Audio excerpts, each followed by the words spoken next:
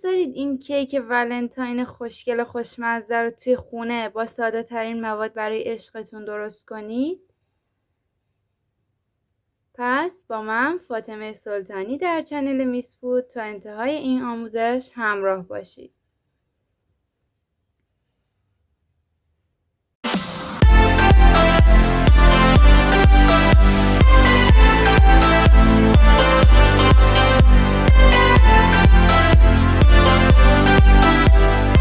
سلام دوستان و همراهان همیشگی به میس فود خوش اومدین. امروز اومدم تا آموزش بدم چطور این کیک ولنتاین آماده میشه.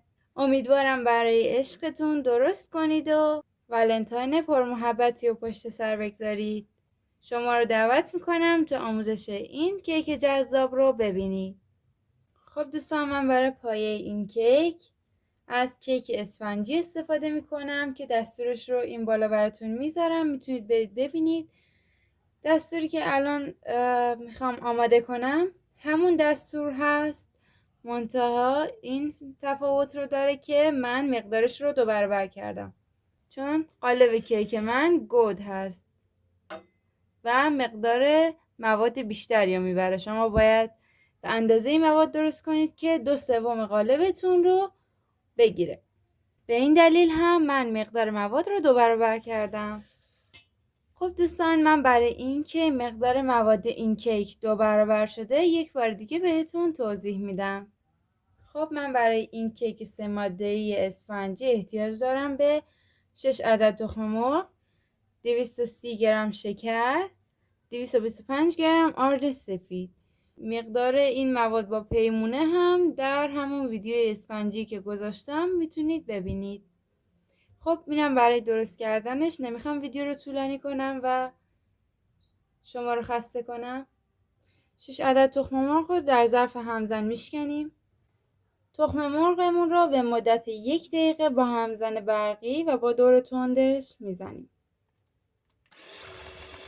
بعد از اینکه تخم مرغمون رو به مدت 1 دقیقه هم زدیم، شکرمون رو بهش اضافه میکنیم و حدود 8 الی 10 دقیقه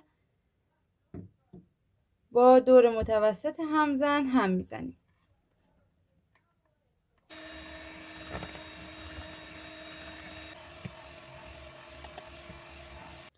الان وقت اینه که آردم رو روش الک کنم. دوستان، من آردم رو قبلا 3 بار الک کردم، ولی برای اضافه کردن روش باز هم الک میکنم که میشه 4 دفعه. حتما مرتبه 4م رو بذارید برای الک کردن روی بقیه موادتون.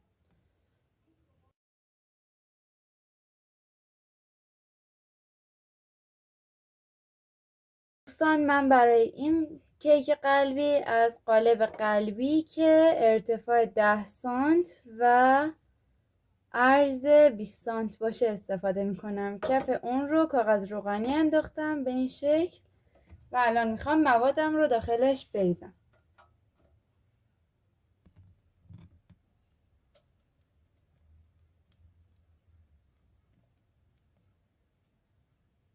من کیکم رو در فری که از 10 دقیقه قبل با دمای 160 درجه سانتیگراد گرم شده بود به مدت 60 دقیقه قرار میدم.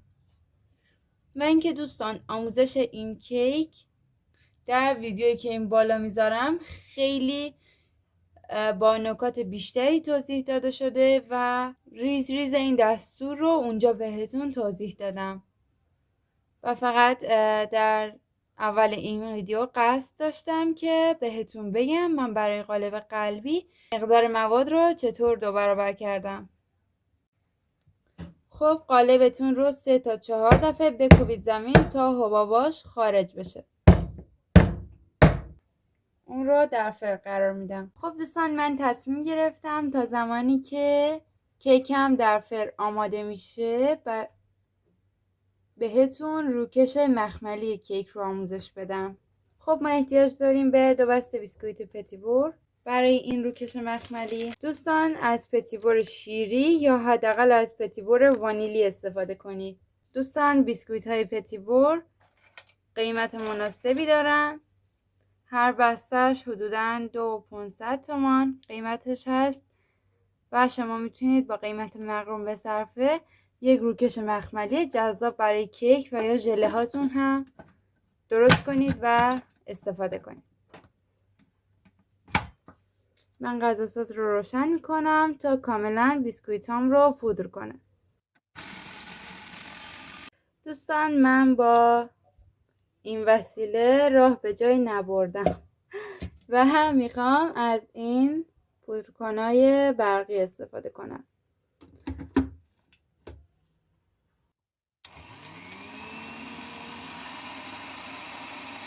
ببینید این دستگاه خیلی بهتر پودر کرد. مشکلی نداره اگر دونه های بیسکویتتون درشت‌تر باشه، ولی خب واقعا کیک قشنگتر و با ظرافت‌تری در میاد در صورتی که شما بیسکویتتون رو خیلی پودر کرده باشید. واقعا به شکل یک پارچه مخمل زیبا میشه روکش کیکتون. خب دوستان من بیسکویت هم رو پودر کردم. اونها تقریبا مثل آرد نخودچی در اون حد پودر شدن. من چند قطره رنگ خوراکی قرمز بهش اضافه میکنم. خب بعد از اینکه اون رو مخلوط کردید مقداری آب خیلی کم بهش کم کم اضافه کنید.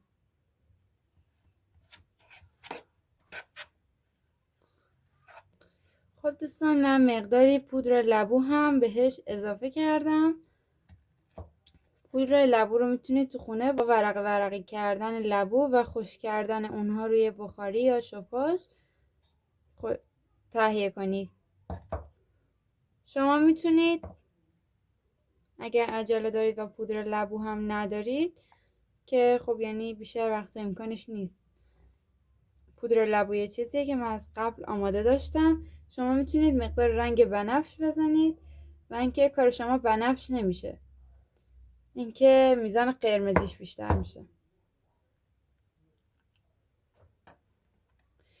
من به این دلیل پودر لبو زدم چون که یک ذره که بریزی کلی به بیسکویت ها رنگ میده. الان ببینید خودتون. بعد از اون مقداری مخلوطش کنید تا حسابی یک دست بشه خمیری که از بیسکویت و آب و رنگ خوراکی به دست آوردید. خب دوستان قبل از اینکه اون رو در فر بگذارم یک مرتبه خمیرم رو رنده میکنم و من اون رو در فر قرار میدم تا خشک بشه و بعد دوباره اون رو میکس کنید. بعد موادتون رو که به همین صورت خیلی پودر شده بود بریزید توی یک ظرف.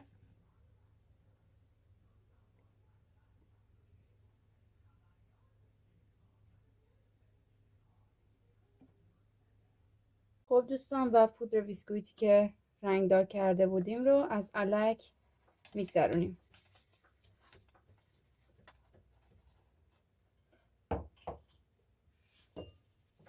خب دوستان من پودری رو که برای روکش آماده کرده بودم یه دور علک کردم تا حسابی دیگه نرم باشه. و اینکه دوستان یک بار دیگه این مراحل رو با هم مرور میکنیم. ما بیسکویت پتی بور رو خرد کردیم، بهش رنگ و مقداری آب اضافه کردیم. شما میتونید آب کمتری اضافه کنید و در همون مرحله بذارید توی فر تا خشک بشه. ولی من بیسکویتم رو کاملا خمیری کردم که رنگ خیلی خوب باهاش مخلوط بشه و ببینید الان قرمز یک دستی دارم. ببینید چه پودر نرمیه، مثل شن میمونه، خیلی خوب شده. خب دوستان من کیکم هم آماده شد. اون رو دو قسمت تقسیم کردم، یعنی از وسط برش زدم و الان میخوام برای فیلینگ کیکم خامه کشی کنم و روش رو آستر بکشم. پس میرم خامه قنادی رو فرم میدم. همه این نکاتی که برای فرم دادن خامه قنادی لازمه که بدونید لینک این ویدیو رو این بالا قرار میدم. لینک کیک هندوانه‌ای هست که آموزش خامه فرم گرفته رو اونجا براتون گذاشتم. خب دوستان من برای این کیکم رو خامه کشی کنم اول وسط اونها رو مقداری آب و عسل میزنم.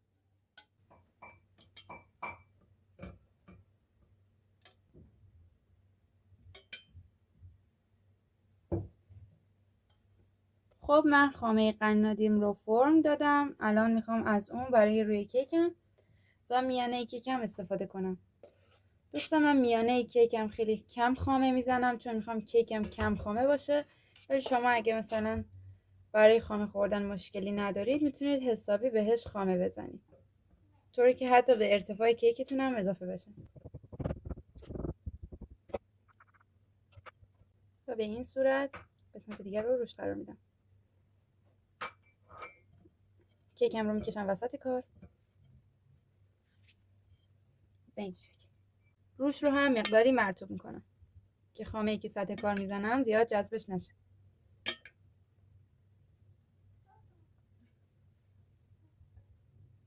شما میتونید این کار رو با شیر و یا آب و شکر انجام بدید.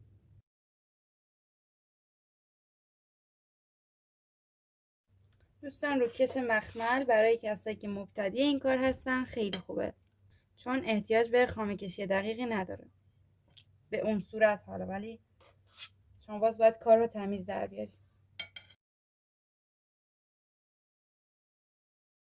حالا میرسیم مرحله مهم کار که باید بیسکویتی که پودر کردید و رنگ زدید بهش رو روی کار بزنید.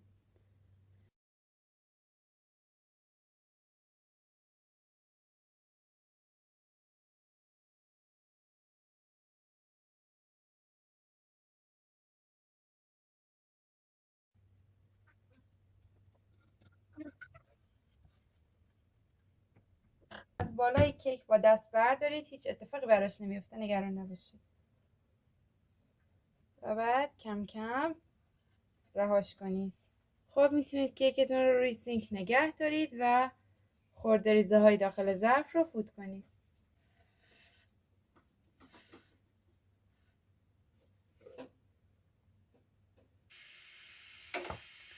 خب من مقدار شکلات سفید رو داخل یک ظرف خرد میکنم. شکلاتم رو بنماری میکنم.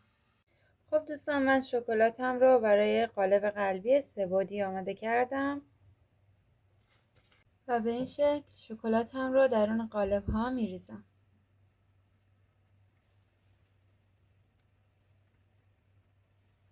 به این شکل شکلات رو به کل سطح قالبتون برسونید. اون رو داخل فریزر قرار بدید تا فوراً خودش رو بگیره. خب دوستان من شکلاتم رو از قالب جدا میکنم. به این شکل قالب رو میکشم. به هیچ وقت پشت شکلات اصلا نزنید که بخواید درش بیارید. قالب های سیلیکونی رو بکشید.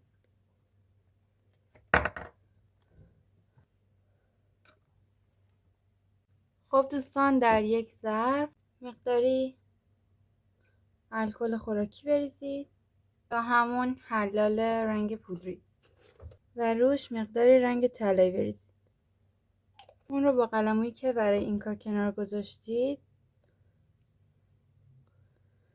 هم بزنید و یکی از قلب های شکلاتیتون رو با اون رنگ بزنید.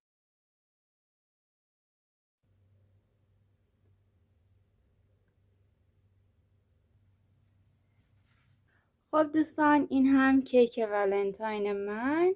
اگه از این آموزش لذت بردید لایک، کامنت، شیر یادتون نره و چنل من رو سابسکرایب کنید و میس فود رو در اینستا فالو داشته باشید. تا آموزش بعد خدا نگهدار.